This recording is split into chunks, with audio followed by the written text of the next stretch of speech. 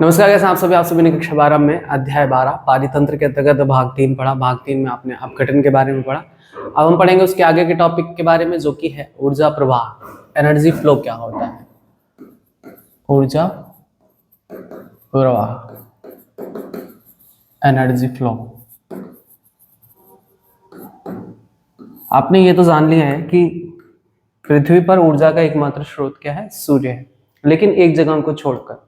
वो कौन सा जगह? तो गहरे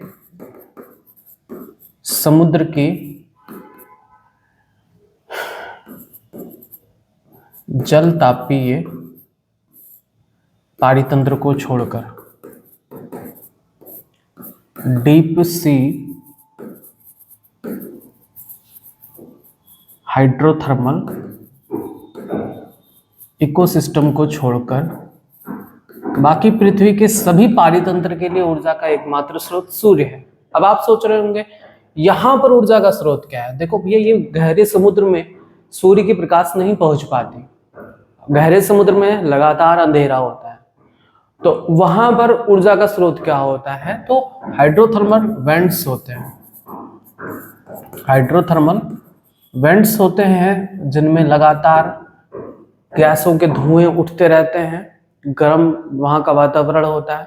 तो वहां पर गंधक यानी सल्फर जैसे जो गैसें होती हैं, उनका प्रयोग करते हैं रसायन संश्लेषी जीवाणु। रसायन संश्लेषी जीवाणु, ये जीवाणु जो होते हैं इन रसायनों का प्रयोग करके अपना भोजन बनाते हैं। तो वहां के इकोसिस्टम में, कहां के? गहरे समुद्र के जलतापीय पारितंत्र में ऊर्जा का स्रोत सूर्य नहीं होता, क्योंकि गहरे समुद्र में सूर्य का प्रकाश नहीं पहुंच पाता। बाकी इसको छोड़कर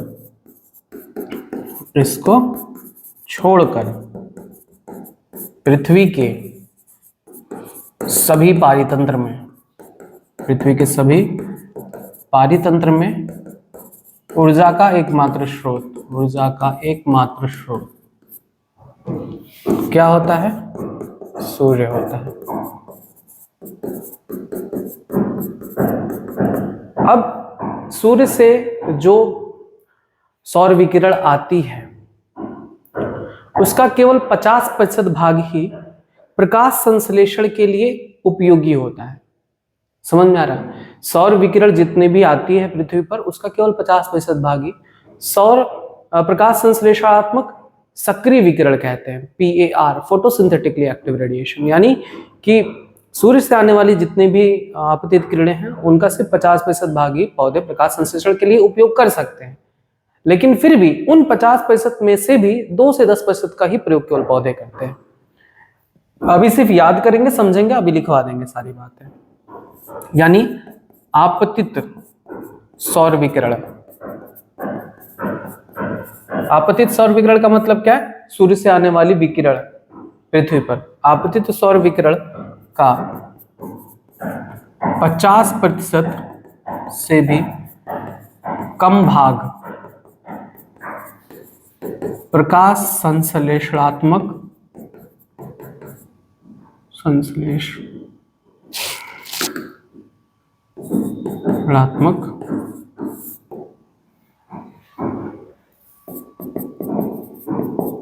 सक्रिय विकिरण यानी फोटोसिंथेटिकली एक्टिव रेडिएशन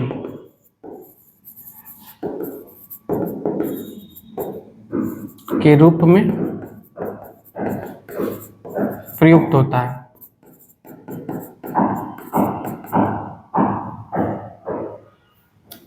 यानी जितना भी प्रकाश पृथ्वी पर पड़ता है उसका केवल 50% ही प्रकाश संश्लेषण करने के योग्य होता है, वो विकिरण। इस 50% का भी जो 2 से 10% भाग है सौर विकिरण का, बस वही पौधे प्रयोग करते हैं प्रकाश संश्लेषण में। और आपको पता है कि पौधे और प्रकाश संश्लेषित जीवाणु ये सूर्य का प्रकाश का प्रयोग करते हैं और अकार्बनिक तत्वों से कार्बनिक तत्वों का निर्माण करते हैं, प्रकाश संश्लेषण के द्वारा ग्लूकोज वगैरह का निर्माण करते हैं। यानी याद करेंगे कि इस प्रकाश संश्लेषणात्मक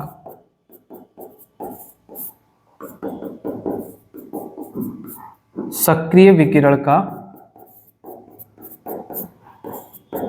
2 से 10% भाग ही पौधे प्रकाश संश्लेषण में प्रयोग करते हैं। प्रकाश संश्लेषण में प्रयोग करते हैं और इसी से पूरे विश्व का कल्याण होता है, यानी पूरे विश्व के जीव जंतु का पेट भरता है, उनको आहार प्राप्त होता है। तो अल्टीमेट सोर्स कौन था? सन। ठीक है, मुस्कुराता हुआ सन। इसके ऊर्जा का प्रयोग कौन करता है? पादप, पौधे करते हैं। इस पौधे को कौन खाता है? शाकाहारी जीव। शाकाहारी जीव को कौन खाता है? मांसाहारी जीव।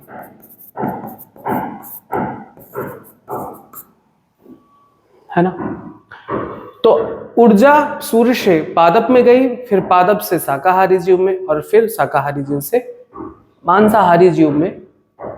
इस प्रकार से ऊर्जा स्थानांतरित होती है एक पारितंत्र में। यानी ऊर्जा का प्रवाह कैसा होता है? सदैव एक दिशात्मक होता है। सूर्य से पादप, पादप से शाकाहारी और फिर मांसाहारी, यानी एक दिशीय होता है। ऊर्जा का प्रवाह हमेशा, याद कर लीजिए, ऊर्जा का प्रवाह किसी भी पारितंत्र में सदैव एक दिशीय यानी यूनिडायरेक्शनल होता है।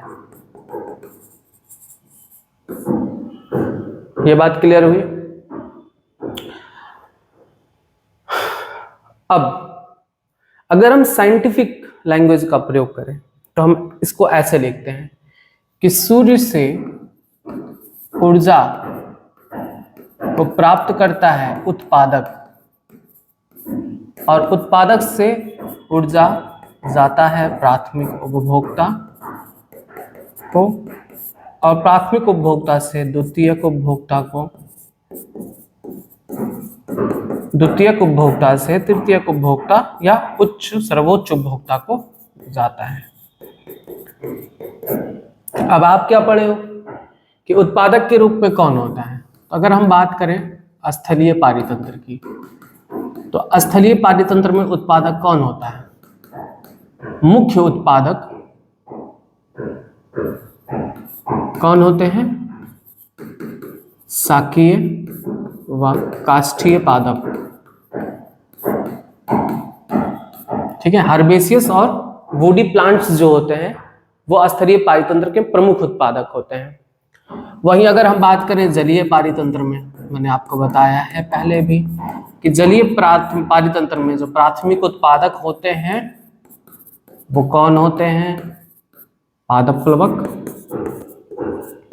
पादप प्लवक यानी फाइटोप्लैंक्टन्स होते हैं।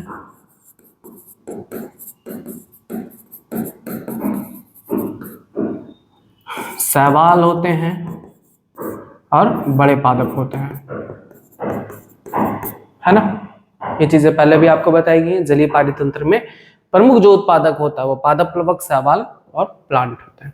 स्थलीय पारितंत्र में शाकीय और काष्ठीय पौधे प्रमुख उत्पादक होते हैं। ये सब एनसीईआरटी में मेंशन है, यहीं से सब क्वेश्चंस पूछे जा सकते हैं। अब आपने यहाँ पर पढ़ा है कि गहरे समुद्र के जल तापीय पारितंत्र में सूर्य ऊर्जा का स्रोत नहीं होता, तो आपसे क्वेश्चन पूछा जा सकता है। जैसे साइड बुक में ये सब चीजें मेंशन नहीं होती, एनसीईआरटी में मेंशन है क्लियरली। वो बोले हैं कि इसको छोड़कर, गहरे समुद्र के जल तापीय पारितंत्र को छोड़कर बाकी सभी पारितंत्र में ऊर्जा का स्रोत सूर्य है। लेकिन साइड बुक में ऐसे लिखे होते हैं कि पृथ्वी पर ऊर्जा का एकमात्र स्रोत सूर्य होता है। तो आप सोचोगे तो सभी पारितंत्र के लिए, तो इसको आप छोड़ दोगे। अब एनसीईआरटी अगर आपसे घुमा के पूछ ले कि किसको छोड़कर पृथ्वी के सभी पारितंत्र का एकमात्र स्रोत सूर्य ऊर्जा है, तो आप क्या बताओगे? कंफ्यूज हो जाओ। अब तो कहोगे कि पृथ्वी पर तो सभी पारितंत्र के लिए ऊर्जा का एकमात्र स्रोत सूर्य है। अब इसको ध्यान रखना, गहरे समुद्र के जलतापीय पारितंत्र में ऊर्जा का स्रोत सूर्य नहीं होता। कौन होता है? रसायन संश्लेषी जीवाणु, कीमोसिंथेटिक बैक्टीरिया। ये क्वेश्चन नीट में पूछा गया है। ये बात क्लियर हो गई। आपने ये भी पढ़ा कि ऊर्जा का प्रवाह जो होता है वो सदैव एक दिशात्मक होता है, सूर्य से उत्पादक, उत्पादक से प्राथमिक, प्राथमिक से द्वितीयक, उपभोक्ता की ओर। आपने ये पढ़ लिया कि उत्पादक में स्थलीय पारतंत्र में उत्पादक होता है शाकीय और काष्ठीय पौधे, जलीय पारितंत्र में उत्पादक होता है पादप, प्लवक, शैवाल और बड़े प्लांट। अब ज्यादातर केस में उत्पादक तो हरे पौधे ही होते हैं, हरे पौधे जो प्रकाश संश्लेषण के द्वारा अपना भोजन स्वयं बना ले। यानी उत्पादक क्या होते हैं? स्वपोषी होते हैं। वे जो सूर्य की ऊर्जा का प्रयोग करके अपना भोजन बनाते हैं वो उत्पादक होते हैं। अब इन घास फूस को, पेड़ पौधों को कौन खाता है? शाकाहारी जीव। तो शाकाहारी जीव सबसे पहले पौधों को खाते हैं, तो इन्हें हम क्या कहते हैं? प्राथमिक उपभोक्ता। शाकाहारी जंतुओं को, हिरण, गाय, बकरी, भेड़, ये सभी क्या है? शाकाहारी जीव जो प्राथमिक उपभोक्ता के अंतर्गत आते हैं। अब इनको कौन खाता है? इनको मान लो मनुष्य खा रहा है, तो मनुष्य क्या हुआ? द्वितीयक उपभोक्ता हुआ, है ना। बकरी को खा रहा है, बकरी घास को खा रही थी, अब बकरी को मनुष्य खा रहा है, तो मनुष्य क्या हो गया? द्वितीयक उपभोक्ता। तो द्वितीयक उपभोक्ता किसको खाता है? शाकाहारी जीवों को खाता है। यानी द्वितीयक उपभोक्ता क्या होगा? मांसाहारी जीव होगा, मांसाहारी जीव होगा। अब तृतीयक उपभोक्ता में कौन आ रहा है? मान लो इसको खा रहा है बाघ, जंगल में रहता तो जरूर खाता। मनुष्य अगर जंगल में रह रहा होता तो बाघ जरूर खाता, छोड़ता नहीं है बाघ। तो बाघ क्या हुआ? तृतीयक उपभोक्ता हुआ। ये भी तो मांसाहारी हुआ, ये भी तो मांसाहारी हुआ। अब यहां पर आपको मैं बता दूं कि जो द्वितीयक उपभोक्ता होते हैं, जो प्राथमिक उपभोक्ता को खाते हैं, उन्हें हम प्राथमिक मांसाहारी कहते हैं। प्राथमिक मांसाहारी, प्राइमरी कार्निवोर। और जो द्वितीयक उपभोक्ता यानी मांसाहारी को मांसाहारी कोई खाता है, उसे हम द्वितीयक मांसाहारी कहते हैं। तो बाघ यहां पर क्या हुआ? द्वितीयक मांसाहारी, सेकेंडरी कार्निवोर। ये सब बातें क्लियर हुई। अब अगर आप देखो कि किसी पारितंत्र में घास को खाता है बकरी, बकरी को खाता है मानव, तो ये क्या हुआ? ये क्या बन रही है? एक श्रृंखला बन रही है। मान लो एक एग्जाम्पल के रूप में, चलो बाघ मनुष्य को खा लिया, तो ये एक श्रृंखला बन रही है। इसे कहते हैं खाद्य श्रृंखला, खाद्य श्रृंखला, फूड चेन, फूड चेन। मान लो कि घास को खा रहा था चूहा, चूहे को खा लिया सांप ने, सांप को खा लिया बाज ने, तो ये क्या हुआ? एक श्रृंखला बन गई। तो ये श्रृंखला क्या कहलाती है? खाद्य श्रृंखला, यानी फूड चेन। लेकिन अगर हम बात करें किसी भी पारितंत्र में, कोई एक जीव किसी एक ही आहार पर डिपेंड नहीं होता। ये कहो कि सांप सिर्फ चूहे को खाता है, नहीं, सांप चूहे को भी खा सकता है, मेंढक को भी खा सकता है, बिल्ली के बच्चे को भी खा सकता है। अब बाज सिर्फ सांप को खाएगा? नहीं, बाज हो सकता है सांप को भी खा ले, चूहे को भी खा ले। तो अब क्या होता है? जैसे मान लो कि घास है, घास को खा रहा है चूहा, घास को खा रहा है खरगोश, चूहे को खा लिया सांप ने, ठीक है। हो सकता है चूहे को बिल्ली भी खा ले, तो बिल्ली खरगोश को भी खाती है ना। सांप को बाज खा रहा है, अब बाज खरगोश को भी खा सकता है, बिल्ली को भी खा सकता है, चूहे को भी खा सकता है। तो ये क्या निकल के आ रहा है? अगर आप यहाँ पर और भी चीजों को जोड़ते जाओ और जंतुओं को यहाँ पर इकट्ठा करते जाओ, जैसे मान लो खरगोश हो गया, चूहा हो गया, और कोई एग्जाम्पल ले लो, गिलहरी ले लो, ठीक है, तो ये भी गिलहरी को खाएंगे, बिल्ली भी गिलहरी को खा सकती है, चिड़िया ले लो, बर्ड। तो आप देखोगे तो ये एक जाल बनता जाएगा। जितना आप इसमें इंक्लूड करोगे उतने ही एक दूसरे से उलझते जाएंगे। सबको खा सकते हैं, बाज देखो सबको खा सकता है, सांप कई को खा सकता है, चूहे को भी खा सकता है, खरगोश को भी खा सकता है, बिल्ली को, चिड़िया को भी खा सकता है, गिलहरी को भी खा सकता है। तो इससे जो जाल बनता है उस जाल को कहते हैं खाद्य जाल, खाद्य जाल, फूड वेब। तो अगर हम किसी पारितंत्र में एक श्रृंखला प्रदर्शित करते हैं जीवों के आहार की, तो उसे हम खाद्य श्रृंखला, फूड चेन कहते हैं। अब आपको पता है कि पारितंत्र में कोई भी जीव किसी एक ही आहार पर डिपेंड नहीं करता, वो एक से अधिक आहार को खाता है। तो अगर हम यहाँ पर रिप्रेजेंट करते हैं कि सांप गिलहरी को भी खा रहा, खरगोश को भी, चूहा को भी, चिड़िया को भी, बिल्ली चिड़िया को भी खा रहा, चूहा को भी खा रहा, खरगोश को, गिलहरी को, बाज किसी को भी खा सकता है, तो ये जो रिप्रेजेंटेशन होती है ये कहलाती है खाद्य जाल यानी फूड वेब। तो खाद्य श्रृंखला और खाद्य जाल समझ में आया। अब खाद्य श्रृंखला भी कई प्रकार के होते हैं, जैसे एक होता है चारण खाद्य श्रृंखला, चारण खाद्य श्रृंखला जिसे हम कहते हैं ग्रेजिंग फूड चेन।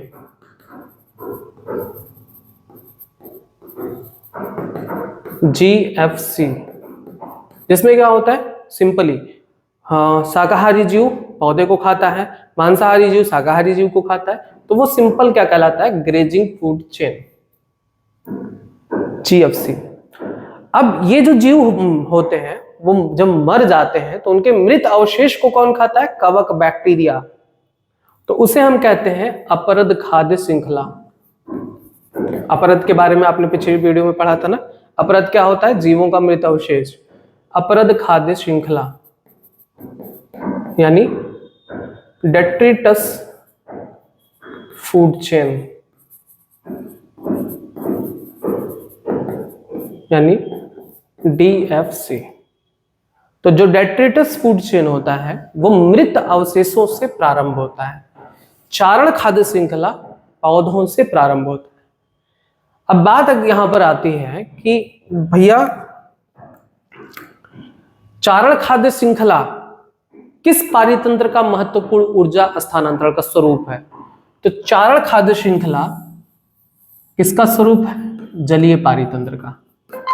जलीय पारितंत्र में ऊर्जा का सबसे अधिक स्थानांतरण, जलीय पारितंत्र में ऊर्जा का सबसे ज्यादा अधिक स्थानांतरण GFC के माध्यम से होता है। वहीं अगर हम बात करें स्थलीय पारितंत्र में, तो स्थलीय पारितंत्र में चारण से ज्यादा ऊर्जा स्थानांतरण अपरद श्रृंखला द्वारा होता है। यह क्वेश्चन भी आपसे नीट में पूछा जा सकता है। आप सोचोगे कि स्थलीय पारितंत्र में तो खूब घास है, शाक है और शाकाहारी जीव है, मांसाहारी जीव है, तो चारण खाद्य श्रृंखला प्रमुख ऊर्जा का स्रोत होना चाहिए, ऊर्जा स्थानांतरण का, लेकिन नहीं।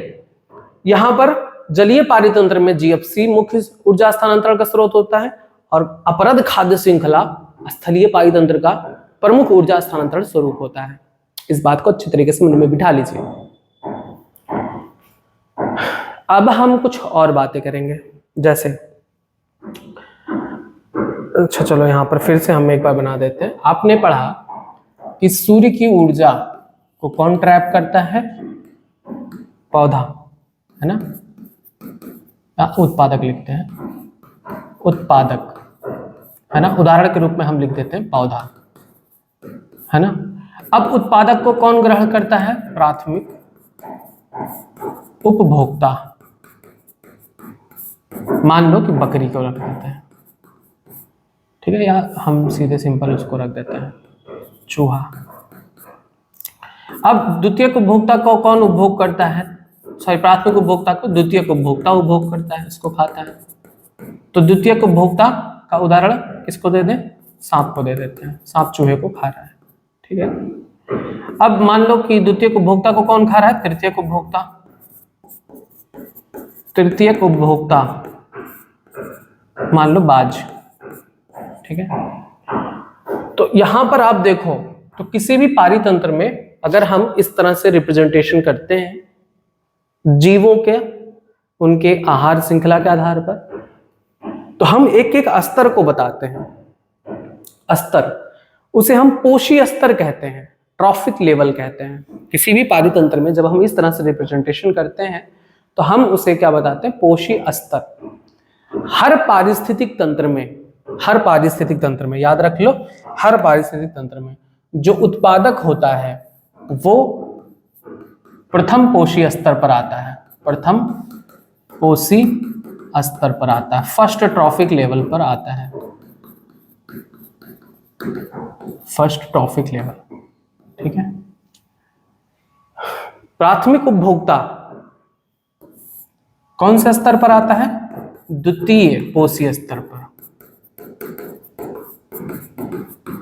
Second trophic level, second trophic level. और द्वितीयक उपभोक्ता किस पर आता है? तृतीय पोषी स्तर पर आता है, थर्ड ट्रॉफिक लेवल।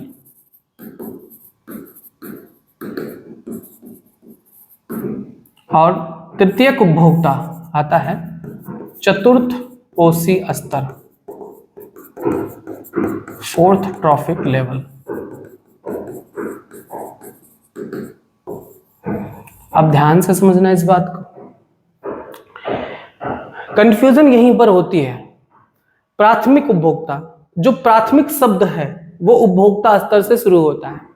उत्पादक में प्राथमिक द्वितीयक वो बात की बात है जो आपको बताया गया है, लेकिन यहाँ पर पारितंत्र में उत्पादक के रूप में पौधों को ही माना जाता है ज्यादातर। तो हम उत्पादक को प्राथमिक द्वितीयक नहीं लिखते, यहाँ पर हम सिर्फ उत्पादक लिखते हैं। तो किसी भी पारितंत्र में उत्पादक होता है, फिर उपभोक्ता तीन टाइप के होते हैं, चार टाइप के भी हो सकते हैं, हम तीन टाइप के लिखते हैं, प्राथमिक उपभोक्ता, द्वितीयक उपभोक्ता, तृतीयक उपभोक्ता। प्राथमिक उपभोक्ता हमेशा कैसे होते हैं? शाकाहारी होते हैं। द्वितीयक उपभोक्ता कैसे होते हैं? प्राथमिक मांसाहारी, प्राथमिक मांसाहारी। और तृतीयक उपभोक्ता कैसे होते हैं? द्वितीयक मांसाहारी, है ना। तो आपसे क्वेश्चन ऐसे पूछेंगे, पहले ये भी बात समझ लो कि पोषी स्तर को हम कैसे डिफाइन करते हैं। उत्पादक में प्रथम द्वितीय तो होता नहीं है, पोषी स्तर से अगर पूछा जाए तो कहेंगे उत्पादक प्रथम पोषी स्तर पर आते हैं, प्राथमिक उपभोक्ता द्वितीयक पोषी स्तर पर आते हैं, द्वितीयक उपभोक्ता तृतीयक पोषक स्तर पर आते हैं, तृतीयक उपभोक्ता चतुर्थ पोषी स्तर पर आते हैं। अब कंफ्यूजन क्या हो जाती है, अगर आपसे कोई पूछ ले, क्वेश्चन ऐसे दे दे, बताओ घास है, घास को खा रहा है बकरी, बकरी को खा रहा है मानव, तो बताइए मानव का पोषी स्तर क्या है? मानव का पोषी स्तर क्या है? आप लोग सोचोगे मानव तो द्वितीयक उपभोक्ता होता है, मानव तो इस प्रकार से यही हुआ, उत्पादक, प्राथमिक उपभोक्ता, द्वितीयक उपभोक्ता। आप लगा दो द्वितीय पोषी स्तर। मानव द्वितीय पोषी स्तर के अंतर्गत नहीं आएगा। आप क्या कह रहे हो? ये उत्पादक है, ये प्राथमिक उपभोक्ता है, ये द्वितीयक उपभोक्ता है। तो आप क्या कहोगे कि द्वितीयक उपभोक्ता में आ रहा है मनुष्य, तो द्वितीय पोषी स्तर में होगा? नहीं, पोषी स्तर को यहां से शुरू करेंगे। घास प्रथम पोषी स्तर हुआ, बकरी द्वितीय पोषी स्तर हुआ, तो मनुष्य तृतीय पोषी स्तर हुआ। हुआ कि नहीं हुआ? द्वितीयक उपभोक्ता कौन होता है? तृतीय पोषी स्तर। तो द्वितीयक उपभोक्ता तृतीय पोषी स्तर, यानी मनुष्य किस पोषी स्तर में आ रहा है? तृतीय पोषी स्तर में। ये अंतर होता है। ऐसे ही क्वेश्चन आपको बुझा कर दे देंगे, आप कंफ्यूज हो जाओगे। तो ये सब चीजें डाउट एकदम क्लियर रखना। ये चार्ट बहुत ही इजी है, बहुत इंपॉर्टेंट है। अब यहां से घुमाकर आपसे क्वेश्चन पूछ सकते हैं कि बताइए प्राथमिक मांसाहारी कौन होते हैं? प्राथमिक मांसाहारी कौन होते हैं? तो प्राथमिक मांसाहारी वो होते हैं जो सीधे शाकाहारी को खाते हैं, तो उन्हें हम द्वितीयक उपभोक्ता को कह सकते हैं। द्वितीयक उपभोक्ता प्रथम मांसाहारी होते हैं, द्वितीयक उपभोक्ता द्वितीयक मांसाहारी होते हैं, जो मांसाहारी को खाते हैं। अब ऐसे भी क्वेश्चन पूछ लिया जाए कि किसी पारितंत्र में मांसाहारी जीवों को खाने वाला जीव किस प्रकार का मांसाहारी होता है, प्राथमिक या द्वितीयक? तो आप तो कहोगे कि मांसाहारी को खा रहा है तो सिंपल सी बात है प्राथमिक मांसाहारी होगा। नहीं, मांसाहारी को खा रहा है तो वो कौन हुआ? द्वितीय तृतीयक उपभोक्ता। तो वो कौन सा मांसाहारी हुआ? द्वितीयक मांसाहारी हुआ। मांसाहारी को खाने वाला द्वितीयक मांसाहारी, शाकाहारी को खाने वाला प्राथमिक मांसाहारी। इन सब बातों को एकदम अच्छी तरीके से समझ लीजिए, ठीक है। अब हम देखते हैं किसी पारितंत्र में ऊर्जा का प्रवाह कैसे होता है। देखिए, एक साइंटिस्ट जिनका नाम है लिंडेमान, लिंडेमान ने अपना 10% नियम दिया था, 10% लॉ।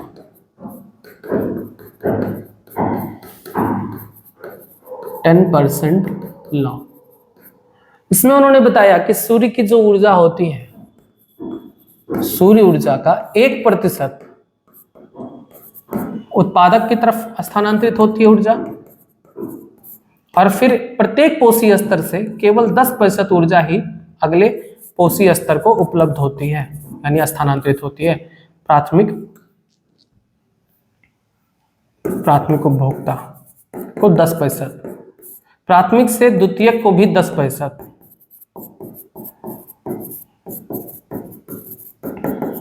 द्वितीयक से तृतीयक को भी 10%। यानी लिंडेमान का 10% लॉ क्या कहता है कि प्रत्येक कोशीय स्तर पर ऊर्जा का स्थानांतरण केवल 10% होता है। सूर्य से उत्पादक को केवल 1% ऊर्जा स्थानांतरित होती है। इस बात को समझिए अच्छे तरीके से। अब एक एग्जांपल दे देते हैं। मान लो कि सूर्य की ऊर्जा थी 10 लाख जूल, ठीक है ना। सूर्य की ऊर्जा 10 लाख जूल थी। कह रहे हैं कि सूर्य की ऊर्जा का केवल 1% उत्पादक को प्राप्त होता है। 10 लाख जूल का 1% कितना हुआ? 1 लाख जूल नहीं, 10,000 जूल, 10,000 जूल, 1% 10,000 हुआ। तो उत्पादक को कितना प्राप्त हुआ? 10,000 जूल। अब कह रहे हैं कि उत्पादक से प्राथमिक उपभोक्ता को केवल 10% ऊर्जा स्थानांतरित होती है। यानी प्राथमिक उपभोक्ता को कितनी ऊर्जा मिलेगी? इसका 10%। कितना आएगा? 1,000 जूल। फिर कह रहे हैं एक कोशीय स्तर से फिर दूसरे कोशीय स्तर पर केवल 10% ही ऊर्जा स्थानांतरित होती है। यानी द्वितीयक उपभोक्ता को कितना प्राप्त होगा? 10%, यानी 100 जूल। फिर इसके बाद तृतीयक उपभोक्ता को कितना प्रतिशत स्थानांतरित होगा? इसका 10%। कितना? 10 जूल। क्लियर है बातें? तो इस तरह से किसी पारितंत्र में ऊर्जा का प्रवाह होता है 10% नियम के अनुसार। अब यहीं पर आपसे क्वेश्चन नीट में पूछा गया था, ऐसे दिया गया था कि घास, बकरी, मानव। उन्होंने कहा कि घास की ऊर्जा है 2 जूल। तो बताइए मानव को कितना जूल ऊर्जा प्राप्त होगा? मानव की ऊर्जा यानी मानव को कितनी ऊर्जा प्राप्त होगी? तो आपको पता है कि 10% ही स्थानांतरित होता है एक कोशीय स्तर से दूसरी कोशीय स्तर पर। घास का कितना है? 2 जूल। तो 10% कितना हुआ 2 जूल का? 0.2 जूल बकरी को प्राप्त होगा। फिर 0.02 जूल ऊर्जा प्राप्त होगा मनुष्य को। सिंपल था।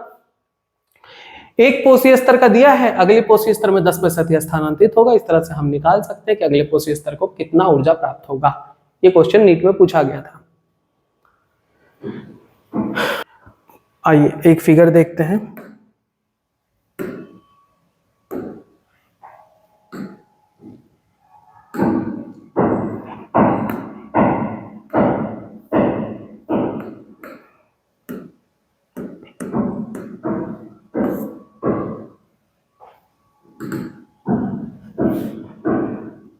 इस फिगर को देखिए, एनसीईआरटी का फिगर है। उत्पादक कौन होते हैं? पहली पोषण स्तर यानी फर्स्ट ट्रॉफिक लेवल।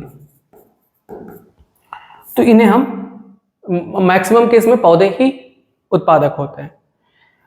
पौधों को कौन खाता है यानी उत्पादक को कौन खाता है? प्राथमिक उपभोक्ता।